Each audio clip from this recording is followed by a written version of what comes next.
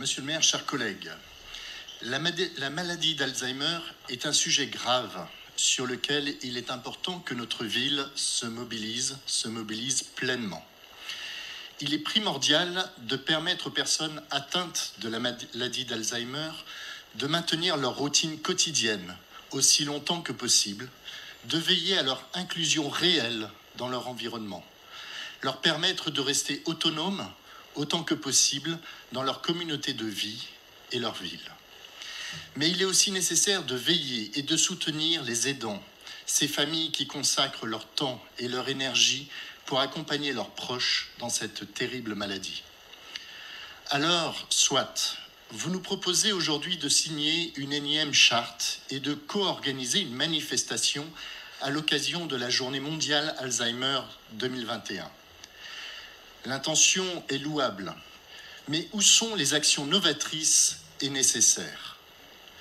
Lors de la préparation du Conseil, je vous ai proposé d'accompagner la signature de cette charte par la présentation d'un plan d'action ambitieux à la hauteur des besoins sur le sujet à Grenoble.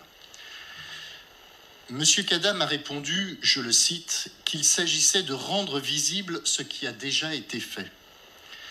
Alors, je vous prie de m'excuser, mais malgré toute l'estime que je porte à Monsieur Cada, et malgré l'investissement d'associations telles que France Alzheimer sur l'Isère, notre ville de Grenoble est loin, très loin d'être modèle en la matière. Il est temps de construire un véritable plan d'action ambitieux pour répondre aux intentions posées par cette charte. Nous pourrions prendre exemple sur la ville de Bruges, qui, aujourd'hui, par ses équipements et ses actions, est dénommée Ville Dementia Friendly, autrement dit, ville conviviale pour les personnes atteintes de la maladie d'Alzheimer ou d'une maladie apparentée. Plus proche de nous, nous pourrions nous inspirer de Montpellier, qui est ville française pionnière en la matière. Nous avons tant à faire pour reconnaître et soutenir les victimes de cette maladie invisible à l'œil nu.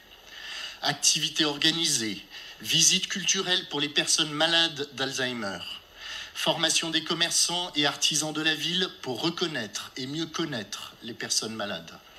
Identification des personnes souffrant d'Alzheimer par la police municipale sur un registre, afin de sécuriser ces personnes dans leur ville et de notamment les retrouver plus facilement lorsqu'elles se perdent en raison du phénomène d'errance si fréquent. Mise en place de parcours cognitifs leur permettant de ne pas se perdre, etc., etc.